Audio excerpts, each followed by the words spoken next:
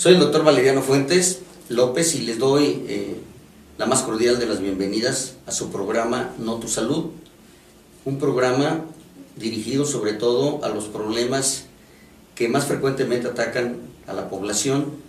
Y el día de hoy nos da mucho gusto recibir nuevamente, y digo nuevamente porque es la tercera ocasión que ya nos acompaña, es el doctor Gesén Salmerón Gómez.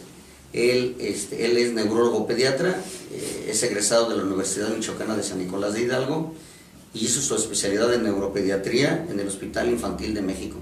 Gesén, nuevamente, gracias, doctor. Pues darte las gracias porque yo sé que cada vez estás más ocupado y te cuesta más trabajo, pero nos da un gusto que hayas aceptado nuevamente estar con nosotros. No, al contrario, doctor, gracias por la invitación y usted sabe que estamos con ustedes. Y el día de hoy tenemos un tema que nosotros creemos que es de suma importancia, más ahorita que están iniciando las clases, y que es un trastorno para que se presente en niños escolares, crónico, y que si no se diagnostica pues le va a crear problemas a largo plazo a los niños, sobre todo en su esfera pues social, psicológica, incluso hasta familiar. Entonces, como les decía, se llama trastorno por déficit de atención, ¿sí?, e hiperactividad. Y pues vamos a dar inicio, doctor Gesén, ¿qué es el trastorno por déficit de atención e hiperactividad? Bueno, hablar de trastornos, hablamos de una condición de carácter de las funciones mentales, en donde algunas de ellas se encuentran pues alteradas, por decirlo de alguna manera. El trastorno por déficit de atención, pues como su nombre lo dice, es una condición en la cual en el individuo le afecta en su capacidad para poner la atención. En la cuestión de su conducta, es una persona que está constantemente moviéndose, a lo que nosotros le llamamos hiperactividad. Y principalmente, ¿no?, va acompañada de lo que puede ser también impulsividad, que es una de las condiciones también importantes. Aquella persona que tiene o tiende a ser impulsivo en algunos actos, ¿no?, en ese sentido. Hablando en un carácter sumamente grueso, por decirlo de esta manera. ¿Qué tan frecuente es este problema para que la gente entienda pues que no es una enfermedad rara, verdad? No, la verdad es que de hecho los padecimientos neurológicos no son infrecuentes. Si nosotros en un salón pudiéramos decir el 10% de la población de ese salón tiene un padecimiento neurológico, que puede ser desde un problema en el aprendizaje, un problema en la lectoescritura, un problema en el lenguaje, algún problema de tipo neurológico. Pero de esos estamos hablando que la población general, ya en la población general, abarca el 3%. Estamos hablando que en México se ha calculado que hay alrededor de más de 1,5 millones de personas que padecemos o que padecen el trastorno por déficit de atención. Entonces va desde el 3% hasta el 5%. Okay. ¿Y en qué edad se presenta más frecuentemente y en qué sexo es más frecuente? Aquí viene un detalle bien importante. La edad, los nuevos criterios que ya hay ahora con el DSM-5, que es el Manual de Desórdenes Mentales, que lo propone lo que es la Sociedad de Psiquiatría de Estados Unidos, comenta que de alguna manera la edad se empieza a catalogar a partir ya ahora de los 12 años. Antes se decía que los padecimientos se tenían que presentar antes de los 7 años, pero ya se cataloga hasta los 12 años. Aquí hay una relación 1 a 1. Muchas veces se pensaba que era una relación de 2 varones por una mujer. Ahora ya no es así, sino que como el varón tiende a ser más impulsivo y más hiperactivo, es más evidente en la población que la niña, que es más inatenta. O sea, la niña tiende más a ser a que tiene problemas en la cuestión del proceso atencional, ¿no?, o lo que es la atención. Pero la relación es 1 a 1, o sea, es 1 a 1. Sí, la variancia puede ir desde los 7 a los 9 años, realmente no hay una edad promedio, por decirlo así, pero la característica principal para, de hecho, el diagnóstico es que se presente antes de los 12 años. Eso es. Y en realidad, ¿cuál es la causa de este trastorno? Bueno, no se ha encontrado realmente una causa como tal. Se ha visto que ciertos medicamentos que funcionan con ciertos neurotransmisores es a lo que se le ha atribuido las posibles causas. Uno de los que más se ha encontrado y que de hecho tiene una relación genética es los receptores de dopamina. Hay un receptor específico que es el DR4, un receptor de dopamina número 4. Y también se ha visto que hay alteraciones en un circuito nigroestriado que tiene que ver principalmente con la noradrenalina, que esto nos permite de alguna manera la dopamina más en el proceso de atención y la noradrenalina más en el proceso de hiperactividad e impulsividad. Yo cuando les comento a los papás más o menos cómo se siente el paciente que tiene déficit de atención, pues es como si la adrenalina, cuando uno se agita el corazón, ¿sí? Que decimos, es que se te subió la adrenalina, estás espantado y siente uno muy agitado, ¿no? La presión, etcétera. Así más o menos es como está actuando el cerebrito, por poner de alguna manera una semejanza coloquial, pues, en ese sentido, ¿no? Eso es. ¿Existe algún factor de riesgo? Sí, hay factores de riesgo. Dentro de los factores de riesgo, uno de los principales es la prematurez. Los niños que tienen prematurez tienen cierto factor de riesgo, es uno de ellos. El otro pues es el factor genético de línea directa, o sea que tengamos, papá tiene déficit de atención con hiperactividad, independientemente de la subclasificación, tienen los niños hasta un 57% de tener déficit de atención e hiperactividad. Muy bien. Sí, el factor genético es importante. Es importante. Sí, Muy claro. bien. Bueno, hacemos nuestra primera pausa, no se vayan, regresamos. Comparte experiencias. Vive tu carrera. Idea nuevas metas. Crea tu futuro. Sé parte de nuestra comunidad y adquiere tu ficha en delasalle.edu.mx.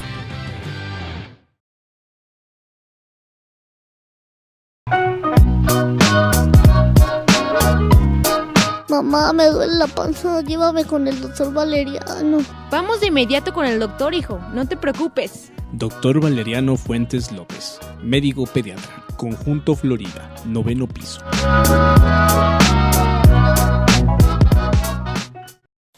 El análisis de la información marca el rumbo de lo que quieres saber. Mi nombre es Sara Garibaldi. Porque eres parte de aquí, Periódico Notus. El rumbo de la información lo defines con tus comentarios y tus propuestas. Porque eres parte de aquí, nosotros te incluimos en ellos. Notus Política. Mi nombre es Esaú González. Aquí las sugerencias las pones tú. Porque eres parte de aquí, Notus Política. Continuamos el tema del día de hoy, trastorno por déficit de atención e hiperactividad. Y tenemos de invitado por tercera ocasión al doctor Gesén Salmerón Gómez. Él es neuropediatra y pues vamos a continuar. ¿Cómo se diagnostica este tipo de trastorno, doctor? Bueno, el diagnóstico del trastorno por déficit de atención es meramente clínico. O sea, no hay algún estudio, se han hecho muchos estudios neurofuncionales, electroencefalogramas, etcétera, en donde realmente no se han podido encontrar de forma dirigida, pues vamos a llamarlo así, que se tenga el trastorno por déficit de atención porque salga alterado alguno de estos. Se ha visto que está más pequeño el cerebelo, la región del lóbulo frontal, etcétera, ¿no? Sin embargo, no es un estudio diagnóstico. Realmente el estudio diagnóstico va dirigido a la cuestión clínica. ¿Qué es la cuestión clínica? Es ver cómo se comporta el niño. Muchas veces a nosotros como papás nos cuesta mucho trabajo el poder entender eso, ¿no? Nosotros obligadamente por nuestras costumbres o la cultura que se ha generado a través de los años, pues queremos algún estudio que nos dé esta validez. Realmente es que en ello no. Como comentaba, el DSM-5 maneja criterios para la inatención, maneja criterios para la hiperactividad y maneja criterios para la impulsividad. Los criterios de inatención, aquí son detalles bien importantes. Uno, como ya mencionábamos, que las manifestaciones clínicas se presenten en menores de 12 años. Generalmente el rango de edad va de 4 a 12 años. Que afecte dos esferas biopsicosociales, es decir, que tanto afecte en la escuela como en casa. Si papá dice que afecta en la casa y resulta que en la escuela el niño se comporta de forma diferente, ahí probablemente tienen que ver las figuras jerárquicas que no están haciendo de alguna manera el trabajo como tienen que hacer. Y que tenga una persistencia mínima de 6 meses con los síntomas. O sea, si tenga 4, 5, 6, 7, 10, 11, 12 años, como lo estábamos comentando. Para la cuestión de la inatención se ven 10 puntos. Los vamos a resumir, digo, de alguna manera. ¿Sí? Pues el principal pues es que el niño se distraiga ante el más mínimo estímulo. Nosotros decimos, es que el niño está comiendo y escucha que suena la puerta o algún sonido fuerte de la televisión, o está haciendo alguna tarea, alguna actividad, y ante el más mínimo estímulo se vuelve a distraer y se le tiene que volver otra vez a decir la orden para que trate de ejecutarlo. 2, pues es un niño desorganizado en sus actividades. 3, al ser desorganizado en sus actividades, pues no concluye estas actividades, se quedan inconclusas. Uno de los reclamos que da mucho el maestro es el hecho de que no termina los trabajos. Le deja trabajos todavía de los que tenía que acabar en casa, se tiene que llevar que tenía que acabar en la escuela, se tiene que llevar en casa, ¿no? Es una de las características. Extravía objetos o utensilios de uso personal, ¿no? Es habitual que pierden la goma, pierden el lapicero, han llegado a perder la lonchera, la mochila también la han llegado a perder, o el suéter. Entonces dice, oye, pues, ¿qué te pasa, no? En ese sentido. El niño, pues, es desorganizado realmente, es un niño que tiene problemas en la cuestión de la organización. Evita el realizar actividades que requieran atención sostenida. Es el típico pretexto de dame 5 minutos, hago tantito y ahorita regreso, ¿no? Ya no lo quiero hacer, ¿no? De alguna manera. Y la otra que es muy importante es que el niño comete errores por la falta de atención o no tiene los detalles que debe de tener por la falta de atención. Yo les digo a veces que son errores por omisión, o sea, yo no me doy cuenta. Como que tan fácil como siempre tira el vaso del agua, ¿no? O no se da cuenta que el escalón tiene un desnivel y siempre se anda cayendo. Por poner algún ejemplo, ¿no? En ese sentido. Tiene que cumplir por lo menos 6 de estas características de las 10 que mencionamos. ¿Para qué? Para decir que tiene inatención.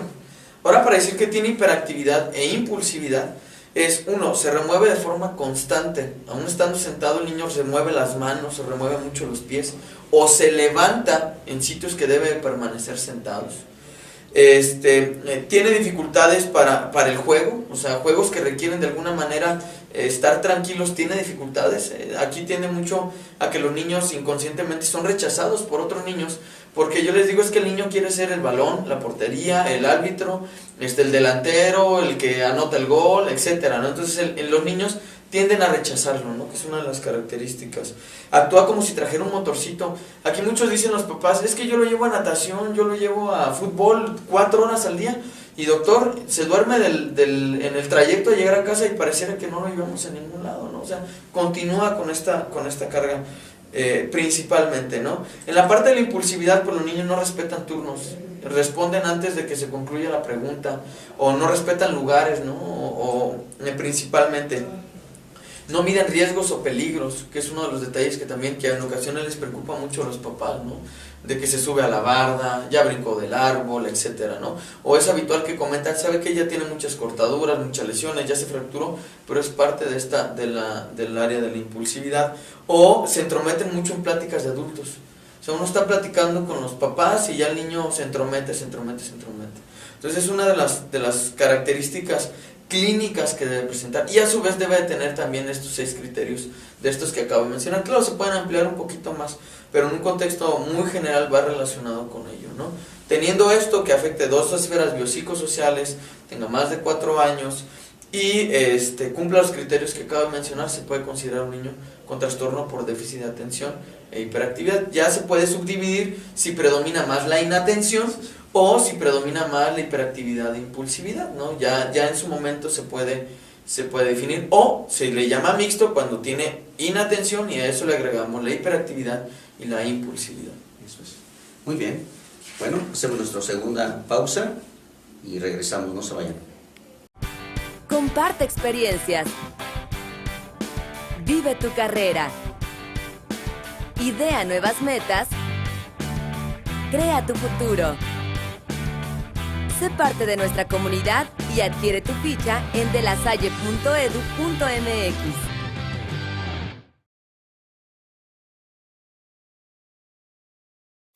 El análisis de la información marca el rumbo de lo que quieres saber. Mi nombre es Sara Garibaldi. Porque eres parte de aquí, Periódico Notus.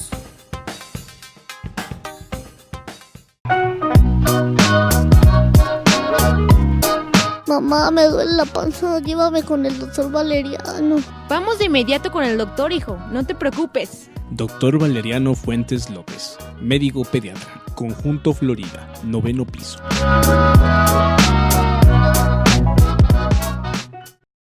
El rumbo de la información lo defines con tus comentarios y tus propuestas, porque eres parte de aquí, nosotros te incluimos en ellos. Notus Política. Mi nombre es Esaú González. Aquí las sugerencias las pones tú, porque eres parte de aquí, Notus Política. Continuamos. ¿Cuál es el tratamiento que se le debe dar a estos niños que tienen un trastorno por déficit de atención? Bueno, aquí el tratamiento es multidisciplinario. Yo siempre les digo, son 5 las personas que estamos involucradas en ello. 1, pues es el niño, ¿no? 2, la familia. La familia tiene que tener la capacidad de ser una familia tolerante, amorosa y de alguna manera permita pues el crecimiento del niño, ¿no? Es el apoyo psicopedagógico, el apoyo psicológico y por supuesto el apoyo pediátrico y neurológico pediátrico, ¿no? En ese sentido. El tratamiento desde el punto de vista médico o farmacológico, nosotros como padres tenemos pues mucho escepticismo en cuanto a ello, porque nosotros creemos que los medicamentos lo van a drogar, lo van a sedar, se va a volver dependiente del medicamento, nos da miedo el hecho de que se anda para arriba y para abajo y de repente el medicamento pues lo controla, que de alguna manera dependa durante toda la vida de este medicamento. Aquí realmente no es como en aquellos tiempos, ¿no? Donde la medicina hace 20, 30 años, pues definitivamente, pues sí lo sedaba, no vamos a negar esto, ya se ha modificado mucho. Una de las características que tiene el medicamento, hay el consenso latinoamericano para el manejo del déficit de atención y hiperactividad, en donde maneja varias etapas. El medicamento que más se llega a utilizar es el metilfenidato. El metilfenidato es un medicamento derivado de las anfetaminas, pero tiene unas características muy importantes. Primera, no genera farmacodependencia, no genera dependencia del medicamento. ¿Por qué? Cuando nosotros hablamos de farmacodependencia es que se incrementa el número de receptores y al incrementarse el número de puertas se necesita mayor cantidad para poder cerrar esa puerta. En este caso no. En este caso los receptores dopaminérgicos o principalmente hablando, que es donde más actúa el metilfenidato, realmente no incrementa el número de puertas. Siempre y durante toda la vida se van a mantener el mismo número de puertas. Sí, probablemente se tenga que incrementar el medicamento no porque se incremente el número de puertas, sino porque tiene una distribución en el organismo. Entonces, si el niño pesa, vamos a suponer 18 kilos, pues no va a recibir la misma cantidad de medicamento que aquel que pesa 30 o 40, o en el caso de un adulto que pesamos 70 kilos, porque tiene una distribución el medicamento en el organismo para que tenga el efecto deseado, ¿no? 2, la vida media del fármaco es muy corta, generalmente son 4 horas, aunque hay también de deliberación prolongada, que son 12 horas.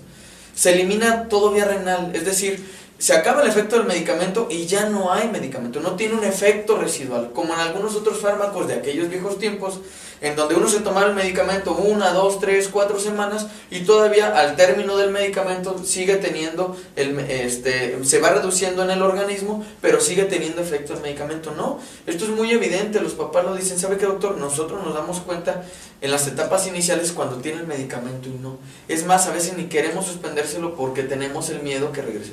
No, la verdad es que no. Eso es hablando del fármaco. Hay otros fármacos como la atomoxetina, algunos fármacos moduladores de conducta, hay algunos fármacos que se utilizan para disminuir la descarga noradrenérgica, etc. Pero ya estamos hablando de algún otro tipo de fármacos. O algunos también antidepresivos que se pueden utilizar en este sentido. Pero el que más se llega a utilizar, al menos en mi persona, es el metilfenidato, ¿no? Ahora, pues todos los fármacos tienen efectos secundarios y de alguna manera nosotros como padres nos preocupan los efectos secundarios. Realmente los efectos secundarios sí se llegan a presentar entre un 20 o un 30% de la población general, pero son efectos secundarios muy bien tolerados. Son efectos que probablemente se presentan en la primera semana y que no tienen mayor condición, que conforme va pasando el tiempo el niño va tolerando estos efectos secundarios y eso ya nos permite a nosotros tener el beneficio del fármaco con efectos secundarios bien tolerados. Ahora, muchas veces yo le digo a los papás, aquí no es, nosotros como pediatras, y usted lo sabe, doctor, nosotros no podemos dar un medicamento que afecte su desarrollo y que afecte su crecimiento. Claro, riesgo-beneficio, ¿no? Si no hay otra opción, pues lo tenemos que dar, hablando del riesgo de vida. En este caso, no. Entonces, realmente, el riesgo por el beneficio, pues la verdad es que es infinito el beneficio comparado con el riesgo. Pero desgraciadamente no tenemos mucha información. O la información que obtenemos no tiene tal vez la validez científica que debe tener, ¿no? Porque sí, no lo voy a negar, entre un 20 y un 30% tienen efectos secundarios del medicamento. Ahora, la parte importante que aquí quiero recalcar, la parte psicoconductual. La parte psicoconductual nos ayuda a nosotros a que tanto el área psicopedagógica como psicológica hagan un trabajo de equipo pues vuelvo a repetir, multidisciplinario, en donde a nosotros, a los niños, les enseñemos sus mecanismos de autocontrol. Mecanismos tan básicos como el respirar profundo, el respetar las reglas, el ver las figuras jerárquicas, etcétera. Claro, ahí viene la parte de la familia, en donde la familia pues debe de ser comprensiva, tolerante y amorosa. Porque pues sí, probablemente nosotros podamos transmitir las reglas mediante sistemas muy estrictos, pero también viene la otra contraparte, ¿no? Donde nosotros tenemos que ser tolerantes y al fin y al cabo son niños, o sea, no queremos niños con mentalidades de adultos, cosa pues que realmente ahí quien está mal somos nosotros como padres. ¿Por qué me refiero, hago el hincapié en los mecanismos de autocontrol? Porque si nosotros tenemos buenos mecanismos de autocontrol, eso nos permite a nosotros que el niño, a posteriori, no requiera de tanto tiempo con el medicamento, sino que ya el niño tenga la capacidad de saber tener estos mecanismos de autocontrol y nosotros podemos retirar el medicamento. Es muy bueno cuando, de alguna manera, el mecanismo de autocontrol está tan bien establecido que los niños, cuando tienen medicamento y no tienen medicamento, se comportan de la misma forma. De hecho, es una de las maneras como uno puede valorar el retiro o la reducción del fármaco, ¿no? En ese sentido. Y por supuesto la parte psicopedagógica en conjunto con la psicoconductual, para que se establezcan estrategias nosotros en general, tanto en casa como en escuela, de la cuestión del aprendizaje. Muchas veces el papá va preocupado por la cuestión de que afecta nada más la escuela. No, la verdad es que a los niños con déficit de atención afecta su calidad de vida, no solamente es la escuela, es el entorno familiar, es el entorno de los amigos, y no es de ahora, es para toda la vida. ¿Por qué? Porque solamente un 30% llega a tener una evolución muy favorable y el otro 70% de alguna manera sigue teniendo el trastorno conforme va pasando el tiempo, con ciertas características que si gusta ahorita podemos mencionar, pero realmente es un trabajo de equipo. Muchas veces, y sin que se malinterprete, pues nosotros somos los que menos interactuamos en ese sentido. Realmente ahí es la otra contraparte. Al menos yo como neurólogo siempre les digo que mi parte es muy mínima, porque les permite únicamente entablar una buena comunicación y que mediante esta buena comunicación se fortalezcan todos los mecanismos de autocontrol, que es la parte que yo considero la más importante, ¿no? En ese sentido. Sí, fíjate que eso que dices es muy importante. Sobre todo, esa es la intención de este programa, que la gente sepa cuál es el problema, en qué consiste y cómo se diagnostica, porque entre más pronto se puede diagnosticar, pues al niño se le puede tratar. Y que además deben de participar la familia, lo acaba de decir muy bien, los maestros. Fíjense bien, es bien importante que los maestros sepan, porque son niños a los cuales se los empiezan a castigar, a relegar, y los empiezan a señalar porque son los niños problema, porque no se les trata, y que no saben ni cómo manejarlos, te voy a decir, ¿eh? Me ha tocado niños que casi prefieren las escuelas expulsarlos, ¿sí? Sacarlos de la escuela porque están teniendo problemas, cuando en realidad deben de saber que tiene un problema el niño y que debe de ayudarse, y que deben de participar ellos también, uno hasta para hacer el diagnóstico, que eso es muy importante, y que el tratamiento es médico, tiene que dársele medicamento, es muy importante, pero aparte, bueno, también recibir por la parte psicológica ayuda, y que también los padres para saber cómo deben de manejar ese niño, y eso es súper importante. Y como les decía, esta es la finalidad de este programa, y que ustedes conozcan este tipo de trastorno para poder ayudar a estos niños que a la larga le va a dar más problemas. Y esa es la siguiente pregunta, ya casi para finalizar. Doctor Gessen, si un niño no se trata, ¿qué va a pasar con este niño? Bueno, mire, es una pregunta muy amplia. La verdad es que el déficit de atención, como comentaban, más del 70% va a seguir teniendo durante toda la vida. Como yo decía, muchas veces nosotros como padres nos fijamos únicamente en la cuestión académica, porque es la que tal vez en ese momento pues nos llama más la atención. Pero realmente esto afecta la calidad de vida. Yo tengo pacientes en donde papá e hijo se tiene déficit de atención, yo tengo déficit de atención, mi hijo tiene déficit de atención, y la verdad es que el poder llevar las cosas a cabo es muy complicado. Sin embargo, hay varias comorbilidades que se agregan a ello, y esto pues de alguna manera hace que la calidad de vida repercuta, ¿no?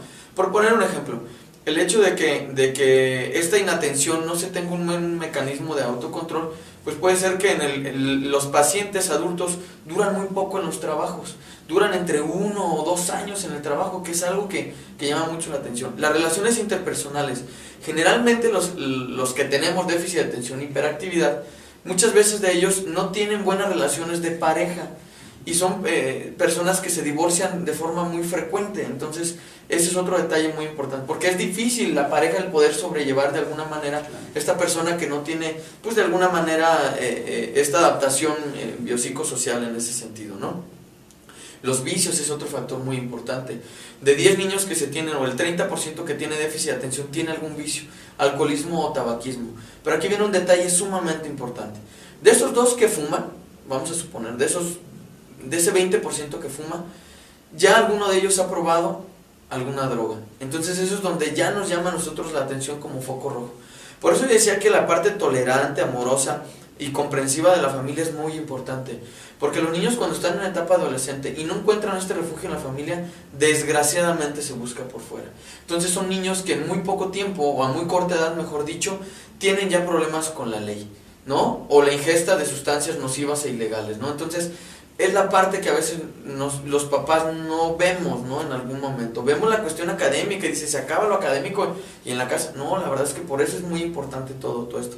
Algo que bien mencionó es que sí es cierto, es un trastorno neurobioquímico, requiere de un tratamiento médico o farmacológico, sí, estamos completamente de acuerdo, pero no va a tener el efecto este tratamiento si no tiene el otro complemento, ¿no? O sea, realmente es ello. Entonces, las personas o los adultos que tenemos déficit de atención e hiperactividad, pues nos enfrentamos a todo esto, ¿no?